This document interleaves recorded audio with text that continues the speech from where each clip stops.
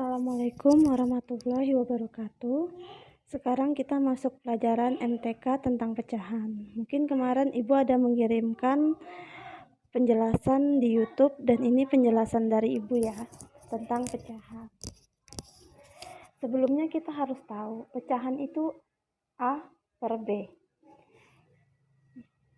A disebut pembilang, B disebut penyebut. Oke, sekarang kita masuk materinya. Memahami pecahan melalui gambar. Di sini ada gambar. Kita akan memahami pecahan. Di sini gambar 1, Ibu bagi menjadi 4 bagian. Jika salah satunya diarsir, seperti ini contohnya, Ibu arsir terlebih dahulu, berarti nilainya berubah.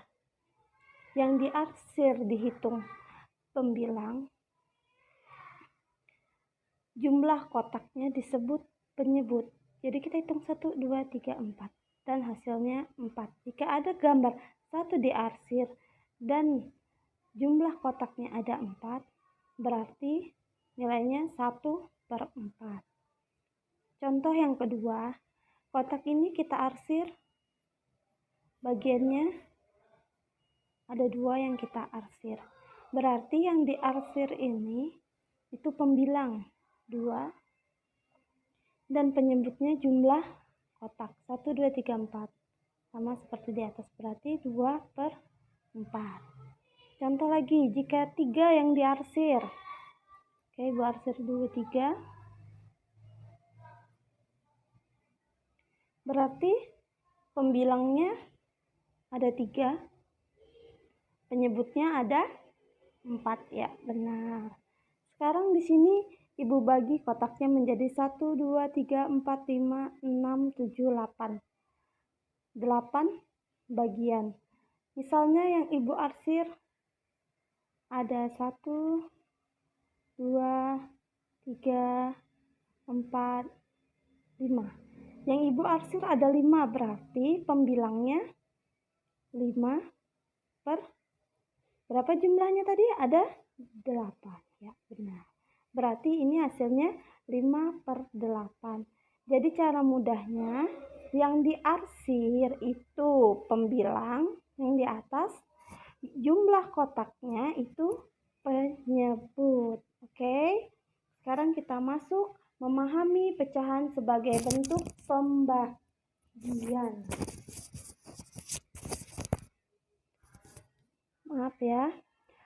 Memahami pecahan sebagai bentuk pembagian. Jadi 1/2 itu sama dengan 1 dibagi 2. Per ini sama dengan bagi. Jadi ini dalam bentuk pembagiannya adalah 1 dibagi 2. Berarti kalau 4/8 berapa? Ya benar, 4 dibagi 8. Jadi yang di atas ini dibagi 4/8, pernya ini kita ganti jadi pembagian. Oke, sama seperti ini. Kalau dia juga sudah jadi pembagian, 2 dibagi 5 berarti 2/5. 12 bagi 15 berarti 12/15. Nah, ini yang paling gampang ya, karena belum menentukan jumlahnya. Kalau menentukan jumlahnya pasti kalian kesulitan, tapi nanti dulu kita bahas sampai ini dulu. Oke, kita lanjutkan. Pembahasan yang ketiga, pembandingan pecahan. Pembandingan pecahan ini seperti apa sih? Ibu mau membandingkan.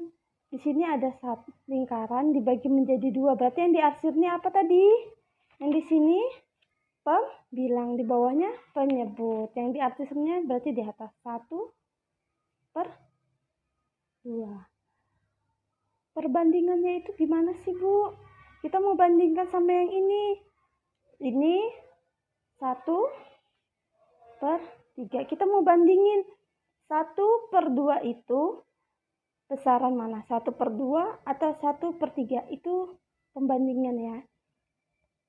Lebih besar atau lebih kecil? 1/2. Jadi kalau misalnya kalian mau menentukan yang mana sih yang besar ini ya, Kalau mulutnya ini berarti dia lebih besar, kalau buntutnya lebih kecil. Ingatin ya, Ibu tulangin di sini. Moncongnya ini berarti ke yang lebih besar, buntutnya ini yang ke lebih kecil. Begitu juga sebaliknya. Kalau begini berarti yang sebelah sini nilainya lebih besar. Kalau di sini nilainya lebih kecil. Oke? Kita mau membandingkan. Membandingkan 1/2 dan 1/3. Yang mana yang lebih besar? 1/2 apa 1/3? Yang mana yang, maaf ya, diganggu anak ibu. Yang mana yang lebih besar? 1/2 atau 1/3? Jangan kalian lihat bawahnya. Karena bawahnya ini lebih kecil, yang ini lebih besar. Belum tentu. Kita lihat dulu. Coba kalian lihat gambarnya. Kalau 1/2 kan yang diarsir segini. Ini lebih banyak.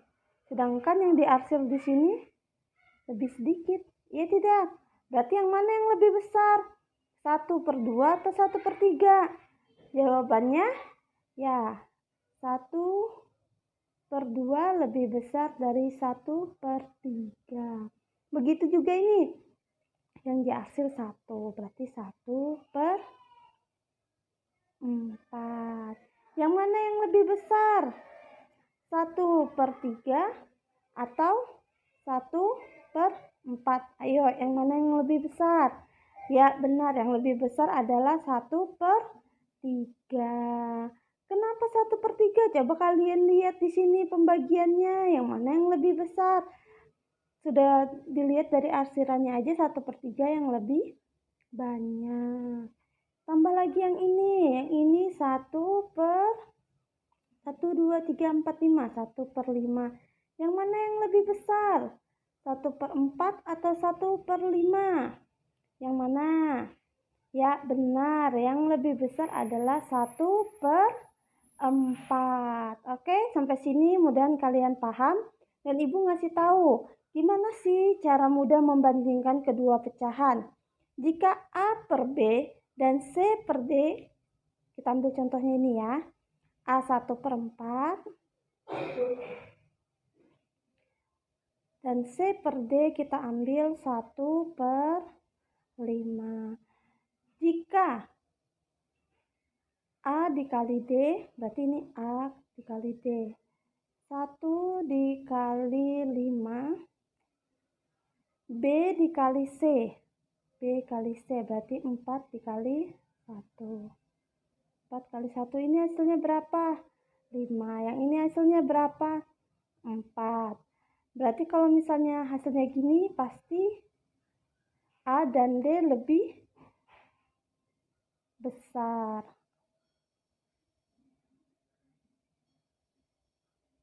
Ya, berarti hasilnya 1 kali 5, 5. 4 kali 1, 1. Yang mana yang lebih besar? Berarti 5. Ini A dikali D lebih besar. Di sini jawabannya lebih besar. Berarti ini tinggal kita pindahkan ke sini. Ini lebih besar. Sama kan jawabannya? Oke, mudah-mudahan trik mudah ini bisa mempermudah kalian untuk menjawab soal nanti. Terima kasih. Sekian dulu penjelasan dari Ibu. Mudah-mudahan penjelasan dari Ibu ini kalian pahami. Kalau tidak paham, mungkin kalian bisa lihat yang di YouTube kemarin. Oke, anak-anak. Assalamualaikum.